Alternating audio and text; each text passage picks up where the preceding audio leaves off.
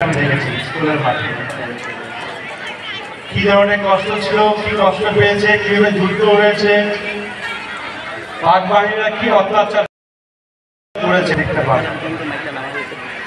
আর দেখতে পারলাম 1975 সালের জাতির জনক বঙ্গবন্ধু শেখ মুজিবুর রহমান এবং তার পরিবারকে কিভাবে হত্যা করা হয়েছে। আজকে সব ঘটনা মেধাবী এবং এই স্কুলের শিক্ষার্থী এবং শিক্ষক যারা আছে শিক্ষার্থীরা যথেষ্টভাবে উপযোগী এবং তারা উপযুক্ত বলে আমি মনে করি, এবং যারা আজকে ম্যানেজমেন্টে আছেন তারা যথেষ্ট পরিমাণে উপযুক্ত, যার ফলে শিক্ষার্থীদেরকে এভাবে গড়ে তুলেছেন। আজকে আমরা যে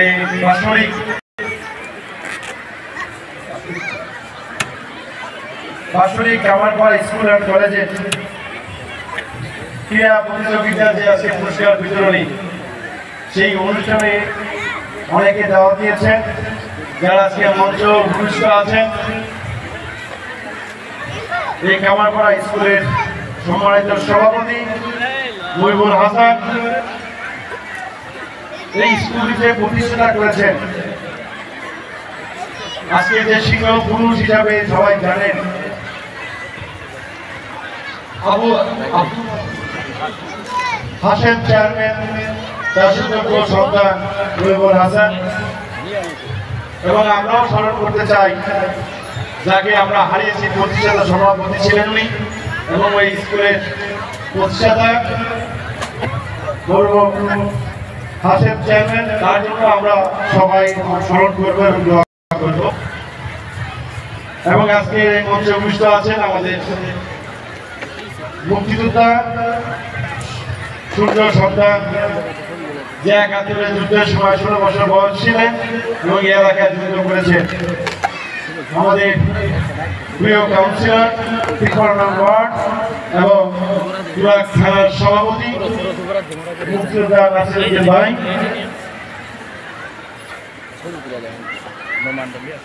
আমাদের মাঝে উপস্থিত আছেন আমাদের নুরুল ইসলাম মোল্লা ভাই, আমাদের প্রিয় কাউন্সিলর কমলা রানী মুক্তা এবং সোহেল শেখ আওয়ামী লীগের নেতা উপস্থিত আছে। এবং আজকে যার তত্ত্বাবধানে একটি সুন্দর অনুষ্ঠান উপহার দিয়েছে এই স্কুলের অধ্যক্ষ খুরশিদ জাহানকে আমি ধন্যবাদ জানাচ্ছি।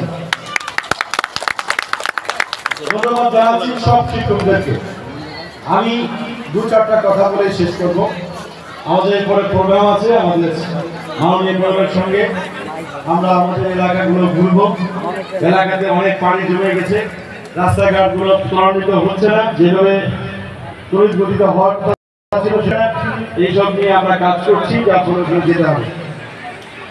তো আমি বলবো যে স্কুলে যারা শিক্ষার্থী বন্ধুরা আছেন, তোমরা বাবারা এবং মায়েরা, তোমাদের বাবা এবং মায়ের বলে সম্বোধন করছি, কারণ তোমাদেরকে যে স্কুলে পাঠিয়েছেন তোমার বাবা মা, তারা প্রচন্ড পরিমাণে কষ্ট করছেন, পয়সা দিচ্ছেন, ভালো শিক্ষা দেওয়ার চেষ্টা করছেন এবং ভালো শিক্ষা নেওয়ার জন্য স্কুলে এসেছো। এবং তোমরা এই শিক্ষাটা যেন সুশিক্ষা হয় সেই দিকে তোমরা খেয়াল রাখতে হবে। এবং তোমার মা বাবা তোমাদের জন্য কি চিন্তা করছেন, কি অ্যাম্বিশন দেখছেন, তোমাদের পরবর্তীতে কি হতে হবে, ডাক্তার না ইঞ্জিনিয়ার নাকি ব্যবসায়ী নাকি চাকরিজীবী, যে অ্যাম্বিশন দেখবে সে অ্যাম্বিশনকে জাগিয়ে রেখে তোমরা সেভাবে পড়াশোনা করে যোগ্য হতে হবে। এই যোগ্য হলেই তোমাদের কাঙ্ক্ষিত স্থানে যেতে পারবা এবং তোমার বাবা মা যত কষ্ট করে পড়াচ্ছেন তাদের ইচ্ছাটা পূরণ হবে। এবং সেই ইচ্ছাটা পূরণ করার জন্যই তোমাদের কিন্তু সবসময় মনে রাখতে হবে যে বাবা মার বাহিরে কোনো কথা বলা যাবে না এবং বাবা মার বাহিরে কোনো কাজ করা যাবে না, সেদিকে তোমরা খেয়াল রাখতে হবে। এবং তারপর তোমাদেরকে বলতে চাই, তোমরা আজকাল ডিভাইস নিয়ে চলাফেরা করছো, এই ডিভাইসটা স্কুলে আনবা না, পড়াশোনা রাখবো না। পড়াশোনা এবং স্কুলে কখনোই তোমরা এই ডিভাইসটা আনবা না। এই মোবাইলটা যদি ইউজ করতে হয় সেখানে তোমাদের একটা সময় বের করে নিবা, আধা ঘন্টা 1 ঘন্টা, তখন তোমরা ইউজ করার চেষ্টা করবা। তোমরা দেখেছো যে আমি আমার এই আইসিটির মাধ্যমে আমি চেষ্টা করেছি অনেক ধরনের গ্রুপ আছে, সেই গ্রুপগুলোকে বন্ধ করে দেওয়ার চেষ্টা করেছি। এবং ঢাকা উত্তরে যারা ফেসবুক দেখছেন, ইউটিউব দেখছেন, এবং আপনারা দেখতে পারবেন যে শিক্ষার্থী ছাড়া অন্য কিছু আমরা বেশি একটা রাখার চেষ্টা করি নাই, সেগুলো আমরা চেষ্টা করছি কন্ট্রোল করার জন্য। কিন্তু এটা জাতীয় ব্যাপার, যার ফলে আমরা পুরোপুরি বন্ধ করতে পারছি না, বাট আমরা এটাকে নিয়ে কাজ করছি। ইনশাল্লাহ এটা আস্তে আস্তে করে একটা পর্যায়ে নিয়ে আসবো ইনশাল্লাহ। এবং তারপরে আমি বলবো যে তোমাদের দ্বিতীয় গার্ডিয়ান পিতা মাতা হলো তোমার শিক্ষক শিক্ষিকা। এই শিক্ষক শিক্ষিকা তোমাদেরকে বাবা মা যখন স্কুলে দিয়ে যায় তারপর তারা দায়িত্ব নেয়। এই দায়িত্ব নেওয়ার পরে তারা তোমাদেরকে মনে প্রাণে চেষ্টা করে ভালো শিক্ষা দেওয়ার জন্য। সবসময় মনে রাখতে হবে এই শিক্ষক শিক্ষিকাকে সম্মান করতে হবে। তারা যা বলে, যা পড়াশোনা দেয়, যা হোমওয়ার্ক দেয়, সেগুলো কিন্তু আমাদেরকে একটা একটা করে আমাদের সে পড়াশোনা শেষ করে প্রিপেয়ার হয়ে আমাদের স্কুলে আসতে হবে। কোনো রকম কোনো অন্যায় করা যাবে না, স্কুল ফাঁকিবাজি দেওয়া যাবে না, সেদিকে খেয়াল রাখতে হবে। তাহলে একটা ভালো স্টুডেন্ট হতে পারবা, ভালো বাবা মার সন্তান হতে পারবা, ভালো শিক্ষক শিক্ষিকার একটা ছাত্র হতে পারবা, ছাত্রী হতে পারবা। তো সেই ক্ষেত্রে আমি বলবো যে আমরা পরবর্তী যে জিনিসটা বা যে টার্গেট আমাদের আছে, সেই টার্গেটটাকে আমরা রেখে আমরা যেন কাজ করি এবং আমাদের যেন পদক্ষেপ সেভাবে থাকে। এবং শিক্ষক শিক্ষিকাদের বলবো যে আপনাদের পড়াশোনার বাহিরে, ছাত্র গড়ার বাহিরে আপনারা যেন কোনো রাজনীতিতে লিপ্ত না থাকেন। কাউকে বেশি বেশি তোষামোদি করা এইগুলো বন্ধ রাখবেন। আপনারা স্কুলের ছাত্রে স্কুল যে কাজটি করলে স্কুল ছাত্ররা আপনার বড় আকারে দেখা যাবে, সেই কাজটি আপনারা করবেন। কখনোই আপনারা কাউকে বেশি প্রায়োরিটি আপনারা দিবেন না, সেদিকে আমার আপনাদের কাছে নির্দেশ রইল। আর আপনারা দেখেছেন আমরা একটা গভর্নিং বডি পেয়েছি ইলেকশনের মাধ্যমে। সেই গভর্নিং বডি সবসময় যেন স্কুলের সুবিধার জন্য কাজ করে, কখনোই যেন সুবিধার বাইরে কোনো কাজ করার চেষ্টা না করে, আর কারোর বিরুদ্ধে যেন কোনো বিপদ দেওয়ার চেষ্টা না করে, সেদিকে আমি অনুরোধ করছি।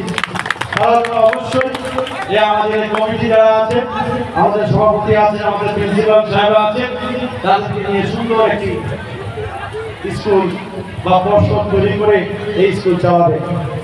আর আমি সর্বোপরি বলবো যে আমার পক্ষ থেকে স্কুলের যদি কোনো ফান্ড আসে বা ফান্ড করা যায় আমি অবশ্যই দিব। আর ফান্ড না থাকলেও আজকে যা দেখেছি আমি, এই আমার শিক্ষার্থী ভাই বোনেরা যা আছে, আমার বন্ধুরা আছে, ওদের জন্য আমি একটা ফান্ড দিব। সেটা কালকে বা পরশুদিন আপনার প্রিন্সিপাল ম্যাডাম আছেন, উনি আপনি যাবেন, আমি আপনাদেরকে একটা ফান্ড দিব। সেই ফান্ডটা দিয়ে আপনারা যা করতে চান, আজকের অনুষ্ঠানে যদি খরচা করতে চান সেটা আপনারা করবেন। তারপরে সর্বশেষ যে কথাটা বলতে চাচ্ছি, এই যে একটা স্কুলের যে ভবন আমি দেখতেছি, সেটা হয়তো রং করে নতুন হয়ে যাবে, কিন্তু আমরা যদি বামের যে স্কুলটা আছে, ভবনটা আছে, এই ভবনের মতো যদি আমরা একটা ভবন করে দিতে পারি, তাহলে মনে হয় এই স্কুলটা আসলে আরো সুন্দর হবে। সেই ক্ষেত্রে আপনারা একটা ডিউ লেটার আমাকে দিবেন, আমি মন্ত্রণালয়ে গিয়ে চেষ্টা করবো যত তাড়াতাড়ি পাওয়া যায় আর একটা ভবন নেওয়ার জন্য। এবং আমি আমার অনুরোধ করছি, আমার মন্ত্রণালয় যে দেখে রেজা, তুমি এটা নোট করে এই কাগজ যা আছে এটাকে সংরক্ষণ করার চেষ্টা করো। এটা বঙ্গবন্ধু স্কুল আর কলেজ নামে একটি স্কুল ছিল। ম্যাডাম একটা দাবি রেখেছেন, এটাকে সরকারি করা যায় কিনা। সরকারি অবশ্যই করা যাবে, বাট সেটা সময়ের ব্যাপার, সেটা সময় লাগবে। কিন্তু আমরা এটাও জেনেছি যে কামারপাড়া স্কুল আর কলেজ করেছেন আমাদের স্বৈরাচার সরকার জিয়াউর রহমান। উনি যখন আসেন ক্ষমতায়, উনি নামটা চেঞ্জ করে বঙ্গবন্ধুর নাম কেটে কামারপাড়া স্কুল আর কলেজ করেছেন।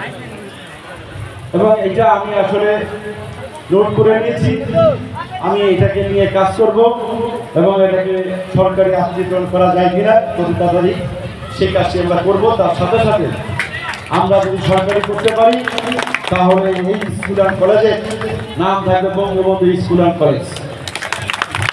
সেটাকে আমরা আবার ফিরে আনার চেষ্টা করব। সেই কথা রেখে সবাইকে ধন্যবাদ। এবং আজকে ছাত্রছাত্রীরা অনেক কষ্ট করে রোদ্রের মধ্যে যে এসেছে, আমাদেরকে ডিসপ্লে দেখিয়েছে, এবং সবাইকে আবার ধন্যবাদ জানিয়ে আমি শেষ করছি। জয় বাংলা, জয় বঙ্গবন্ধু, জয় হোক এই কামারপাড়া স্কুলের প্রতিটা ছাত্রছাত্রী শিক্ষিত।